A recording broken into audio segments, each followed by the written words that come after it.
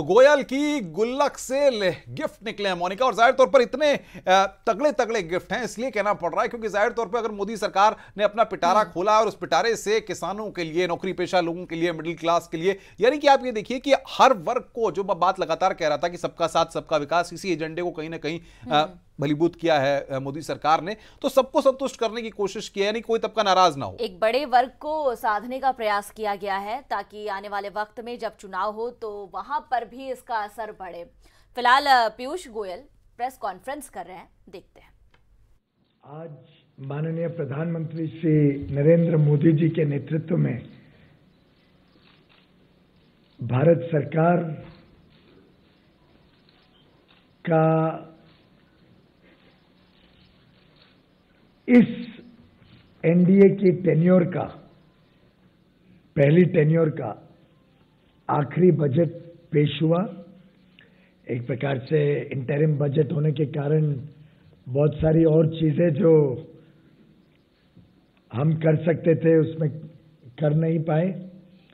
लेकिन मैं समझता हूं कि समुचित विकास देश के हर नागरिक तक पहुंचे, समाज के हर वर्ग को विकास से जोड़ना और लाभ पहुंचाना, इसका काम इस बजट ने देश भर में किया है और देश भर में उत्साह का वातावरण निर्मित किया है। माननीय प्रधानमंत्री जी का स्पष्ट सोच हम सबके समक्ष रही कि जो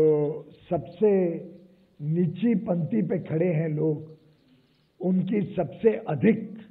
चिंता करेगी ये सरकार। जो मध्यम वर्गीय परिवार हैं उनकी चिंता करेगी ये सरकार। और लगभग जो जो विषय आज बजट में उजागर करे गए वो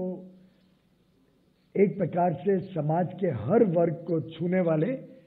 विषय को हमने देश के समक्ष रखा। ये इंटरिम बजट की सबसे बड़ी विशेषता रही कि जो दो नई स्कीम इस सरकार ने तय की है, एक किसानों के लिए और एक अनऑर्गेनाइज सेक्टर, जो लोग काम करते हैं, लेबर, अनऑर्गेनाइज सेक्टर का जो कर्मचारी है, जो कामगार है, उनके लिए। देश के इतिहास में किसानों के लिए कभी इतनी बड़ी पहल आज के पहले नहीं हुई है। अगर हम देखें तो लगभग 12 - 12.5 करोड़ छोटे सीमांत किसानों तक लाभ पहुंचाना ये साधारण बात नहीं है। शायद कई बार बड़े बड़े खानदान के लोग एयर कंडीशन कमरों में बैठे समझ नहीं पाते हैं कि जिसके पास आधा एकड़ है, 1 एकड़ है,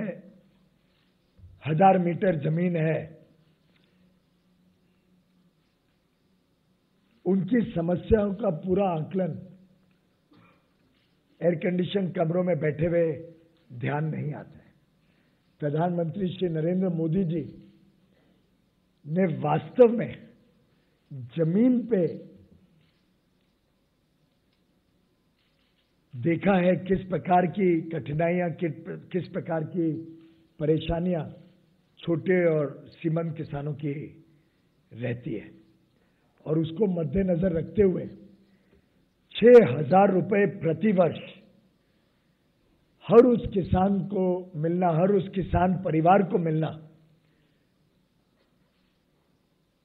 जिनकी लैंड होल्डिंग, जिनकी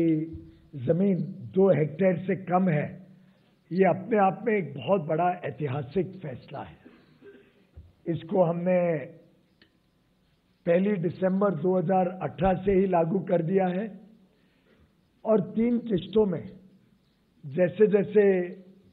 3 क्रॉप्स होते हैं, 3 फसल होती हैं,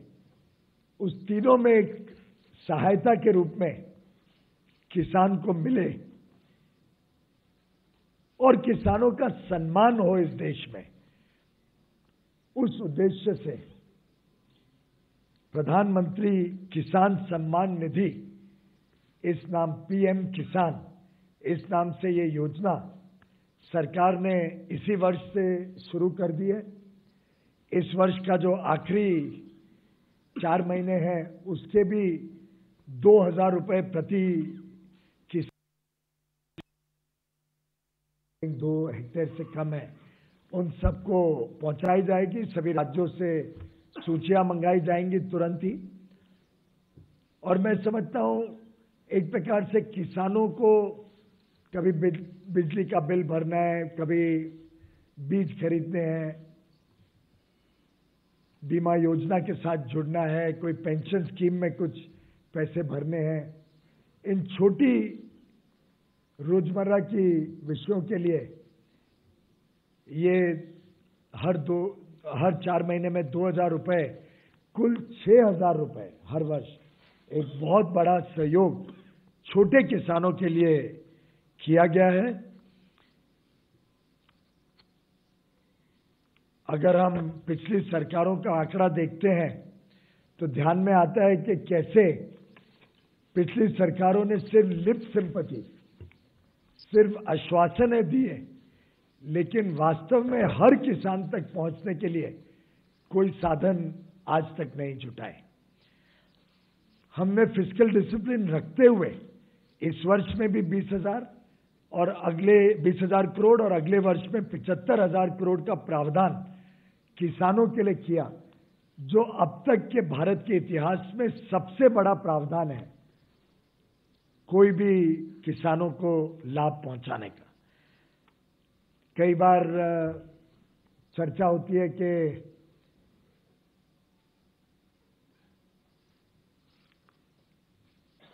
अनऑर्गेनाइज्ड सेक्टर जो लेबर होता है उसको वृद्ध अवस्था में, जब वो 60 वर्ष पार कर जाता है, तब काम मिलने में, करने में भी तकलीफ होती है। सोशल सिक्योरिटी का साधन ना होने के कारण, व्यवस्थाएं ना होने के कारण वृद्ध अवस्था में कुछ ना कुछ तकलीफ का सामना उनको सहन करना पड़ता था। उन सभी ऐसे, और एक प्रकार से अनुमानित 42 करोड़ ऐसे अनऑर्गेनाइज्ड सेक्टर में काम करने वाले हमारे मजदूर भाई बहनों के लिए ये एक बहुत बड़ा योजना केंद्र सरकार ने तय की है, जो इसी महीने से लागू कर दी जाएगी। जो भी ऐसे अनऑर्गेनाइज्ड सेक्टर में 18 वर्ष से 40 वर्ष की आयु के लोग काम कर रहे हैं, कोई ठेले वाला हो, कोई छोटा दुकान में नौकरी करता हो, खुदरा व्यापार के साथ जुड़ा हो किसी प्रकार से, कोई कारपेंटर हो, कोई प्लम्बर हो, कोई मोची हो, हमने इसमें घरेलू कामगार को भी जोड़ा है। जो घरेलू कामगार सभी के सहायता के लिए घरों में काम करते हैं, घरेलू कामगार को भी इस स्कीम का लाभ मिले, ये सुनिश्चित करते हुए ऐसे करोड़ों की संख्या में लोग एक छोटी रकम हर महीने अपनी पेंशन स्कीम में डालें। अनुमानित जो 18 वर्ष का कोई व्यक्ति इस स्कीम में जुड़ता है तो मात्र 55 रुपए प्रति महीना उनको इस स्कीम में डालने पड़ेंगे। कोई 29 साल का व्यक्ति 10 साल बाद जुड़ता है, उनको भी शायद 100 रुपए ही डालने पड़ेंगे प्रति माह, और केंद्र सरकार उतनी ही राशि जोड़ेगी उस पेंशन अकाउंट में। किसी के 100 रुपए जमा हुए तो हम भी 100 रुपए उसमें जोड़ेंगे, और ऐसे करके 60 वर्ष की आयु के बाद एक बार वो हर महीने इसको पेंशन स्कीम में अपनी कंट्रीब्यूशन दे और केंद्र सरकार दे, तो 3,000 रुपए हर महीने एश्योर्ड पेंशन अनऑर्गेनाइज्ड सेक्टर के हमारे भाइयों बहनों को मिलेगी। ये अपने आप में एक नई कल्पना इस देश में पेश की है माननीय प्रधानमंत्री नरेंद्र मोदी जी के नेतृत्व में, और मैं समझता हूं इस कल्पना से करोड़ों ऐसे परिवार और करोड़ों ऐसे लोग जो वृद्ध अवस्था में तकलीफ में आते हैं, उन सबको बड़ी राहत मिलेगी।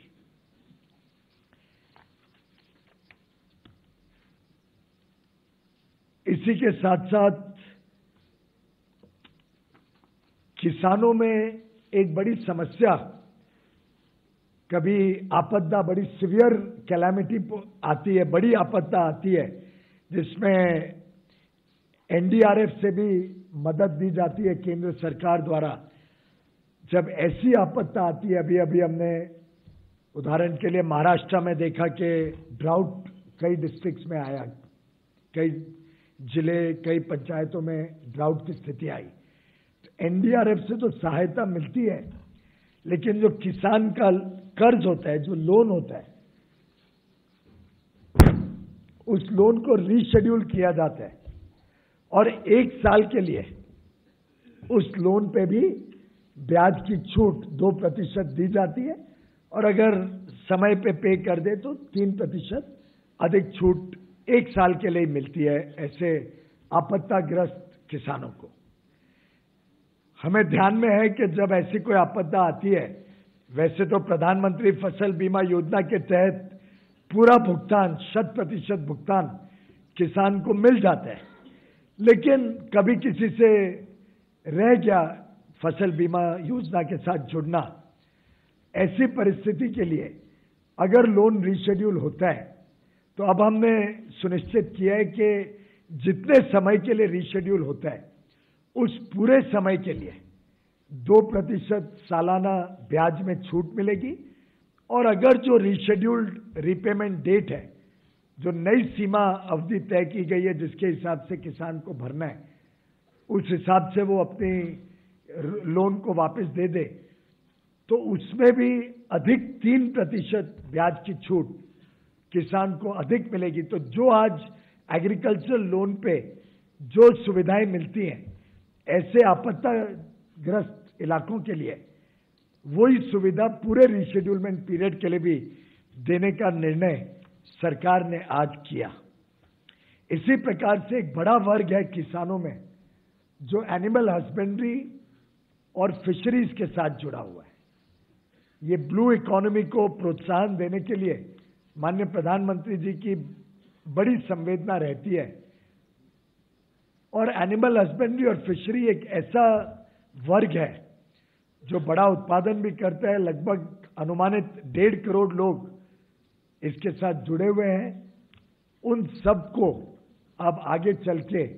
जो भी वो किसान की तरह लोन लेंगे, ऋण लेंगे, उस लोन पे शुरुआत में 2% ब्याज की छूट मिलेगी, और जब वो रीपे करें समय के हिसाब से तो 3% अतिरिक्त उनको लाभ मिलेगा। यानी उनका भी लोन घट के 9% के बदले 4% रह जाएगा। ऐसे 1.5 करोड़ लगभग लाभार्थी रहेंगे इस नई योजना का,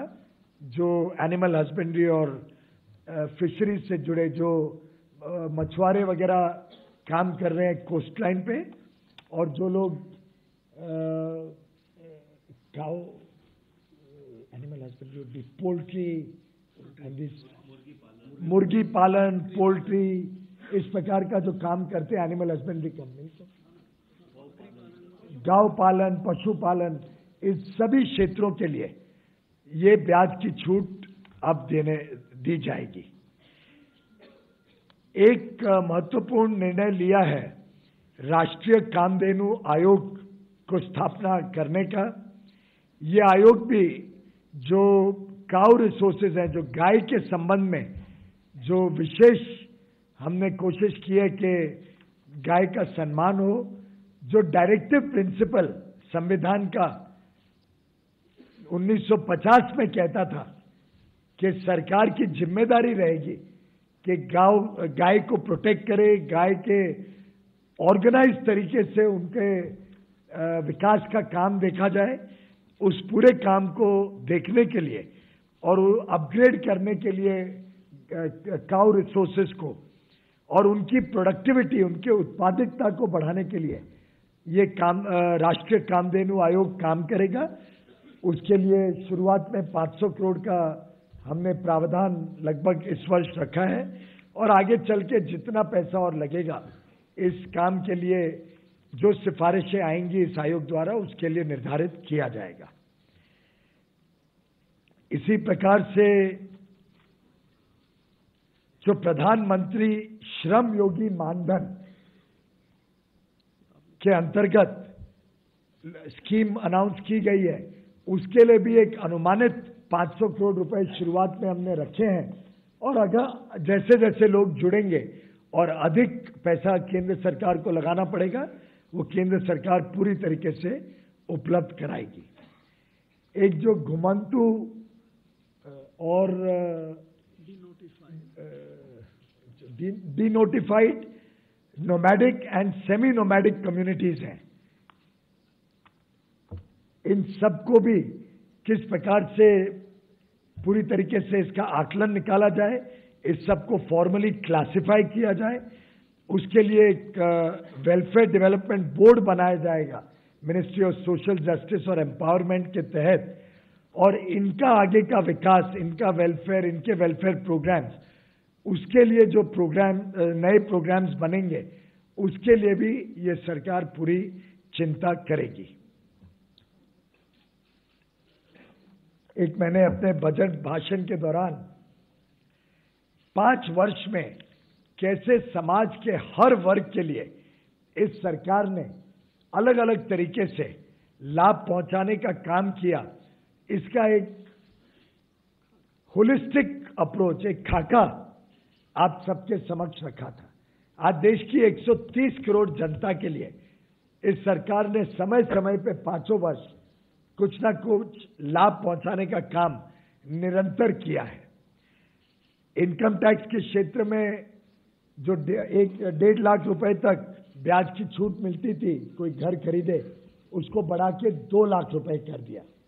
जो specified savings, insurance, provident fund में पैसा निवेश करते थे हमारे मध्यम वर्गीय लोग खासतौर पे,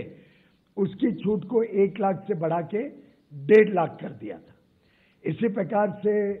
स्टैंडर्ड डिडक्शन पिछले बजट में 40,000 रुपए का इंट्रोड्यूस किया था। ऐसे कई सारे योजनाएं इस सरकार ने मध्यम वर्गीय परिवारों को लाभ देने वाली गत 4 वर्षों में तय की थी। जो 2.5 से 5 लाख रुपए का वर्ग है, टैक्स पेयर वर्ग, उनकी भी टैक्स रेट को 10% से घटा के 5% किया गया था। इन सबको मद्देनजर रखते लगभग हर करदाता को, मध्यम वर्गीय खासतौर पे करदाता को लाभ देने का काम इस सरकार ने लगातार किया है। वैसे तो टैक्स के जो प्रपोजल्स रहेंगे वो मेन बजट में जुलाई में आगे चल के आएंगे, तो साधारणतः मैंने टैक्स में कोई बहुत ज्यादा फेरबदल नहीं किया है। टैक्स रेट्स में, लिमिट्स वगैरह में, वो सब जो मेन बजट आएगा उस समय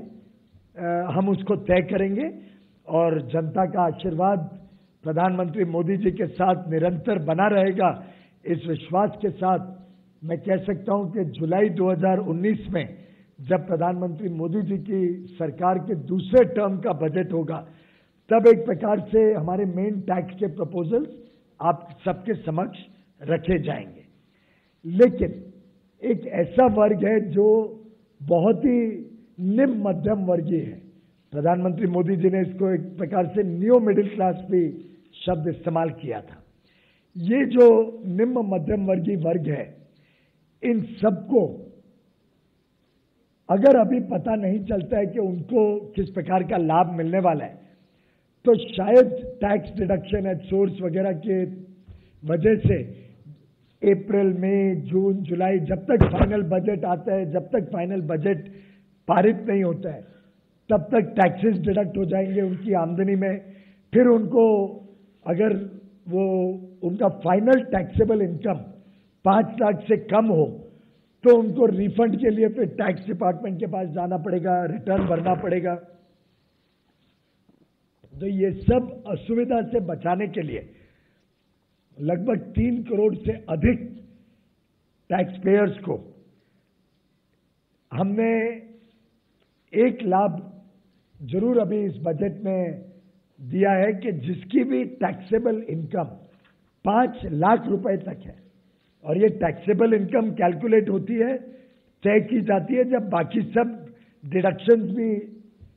कैलकुलेट हो जाते हैं। तो अगर किसी व्यक्ति ने 1.5 लाख रुपए specified savings, provident fund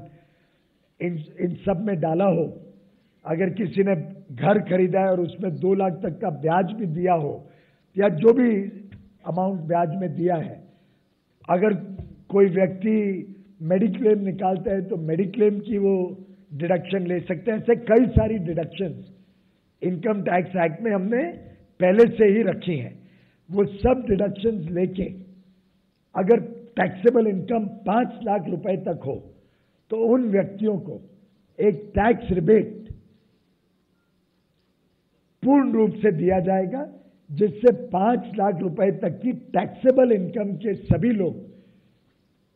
tax के दायरे से बाहर निकल जाएंगे और उनको अब टैक्स नहीं भरना पड़ेगा। तो ये इनकम टैक्स रिटर्न में वो क्लेम कर सकते हैं। जिसकी इनकम 5 लाख के नीचे आती है उन सबको सरलता से टैक्स रिबेट के माध्यम से कोई टैक्स का बोझ नहीं पड़ेगा। बाकी लोग जिनकी 5 लाख से अधिक होती है टैक्सेबल इनकम, उनके लिए जो पुराने टैक्सेस थे अभी के लिए उनको आगे जारी रखा गया है। उसके ऊपर जब मेन बजट आएगा उसमें विचार कर सकती है सरकार, वो आगे का है, लेकिन उनको अभी के इस इंटरिम बजट में शामिल नहीं किया गया है, क्योंकि उनको इन एनी केस टैक्स पे करना पड़ेगा। तो टैक्स डिडक्शन एंड सोर्स वगैरह नॉर्मल कोर्स में होना चाहिए। उस हिसाब से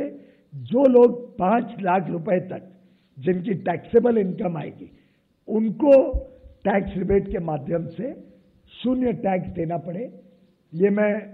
स्पष्ट करना चाहूंगा। ये बेनिफिट अकेला 18,500 करोड़ रुपए का बेनिफिट लगभग 3 करोड़ मध्यम वर्गीय टैक्स पेयर्स को, जिसमें स्वयं रोजगार करने वाले लोग होंगे, छोटा व्यापार करने वाले लोग होंगे, छोटा उद्योग चलाने वाले लोग होंगे, वेतन पाने वाले सैलरी अर्नर्स होंगे, पेंशनर्स होंगे, सीनियर सिटीजन्स होंगे, इन सबको सीधा ये लाभ पहुंचेगा। इसके अलावा जो स्टैंडर्ड डिडक्शन जो वेतन पाने वाले सब लोग हैं उनको 40,000 तक पिछले बजट में दिया था, अब उसको बढ़ा के 50,000 रुपए कर दिया गया। और ये स्टैंडर्ड डिडक्शन कैलकुलेट करने के बाद अगर कोई 5 लाख से नीचे आ जाता है तो उनको भी टैक्स नहीं भरना पड़ेगा। बाकी जो भी फेरबदल टैक्स रेट्स में होते हैं वगैरह, वो सब मेन बजट के समय वित्त मंत्री उस समय उस पर अपना फाइनल व्यू ले सकते हैं। एक विषय था जिसके कारण कई लोगों को टैक्स रिटर्न भरना पड़ता था और फिर रिफंड के लिए जाना पड़ता था, खासतौर पे पेंशनर्स को और छोटे जो टैक्स पेयर्स हैं, या किसी की कोई काम करता है और उसकी नॉन वर्किंग स्पाउस हो, उन सबको एक टीडीएस जो उनके फिक्स डिपॉजिट के ऊपर बैंक में या पोस्टल सेविंग्स पे अगर 10,000 से ऊपर टीडीएस इनकम होती थी तो उस पर टीडीएस होता था।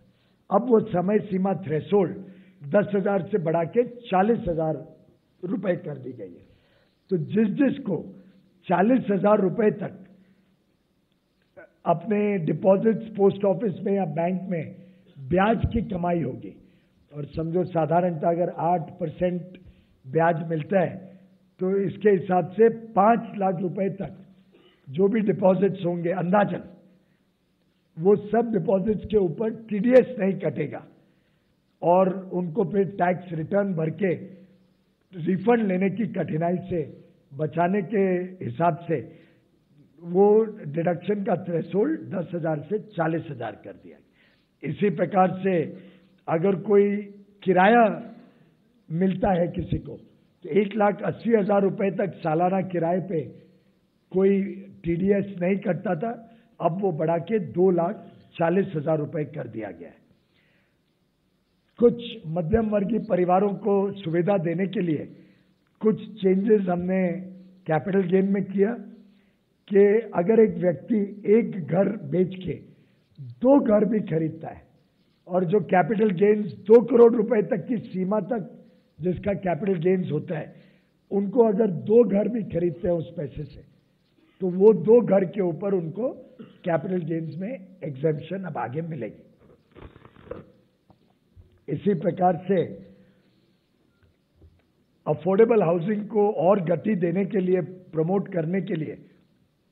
जो भी नए प्रोजेक्ट्स लॉन्च होंगे अफोर्डेबल हाउसिंग के तहत, उनको अब 31 मार्च 2020 तक, यानी 1 साल की अवधि बढ़ा दी गई है। जो भी प्रोजेक्ट्स रजिस्टर होंगे रेरा में 2020 तक, मार्च 2020 तक, और इनकम टैक्स को सूची देंगे, उन सबको भी अभी सेक्शन 80 के अंतर्गत, 80IBA के अंतर्गत इनकम टैक्स की छूट मिलेगी, इनकम टैक्स में बेनिफिट मिलेगा। आगे चल के इनकम टैक्स में और स्फूर्ति आए काम में, उसके लिए सरकार ने और प्रभावी कदम उठाए हैं, जिसके तहत एक तो लगभग सभी असेसमेंट आगे चल के इलेक्ट्रॉनिक हो जाएंगे, सभी स्क्रूटनी, असेसमेंट, टैक्स रिफंड। और मैं समझता हूं आप सब ने और देश के सभी करदाताओं ने महसूस किया कि ये वर्ष 2018-19 में घर बैठे या तो आपके खाते में सीधा या आपके घर पे, दफ्तर के पते पे आपको इनकम टैक्स रिफंड बिना किधर जाए, आपको इस साल का इनकम टैक्स रिफंड पहुंचाया गया इलेक्ट्रॉनिकली।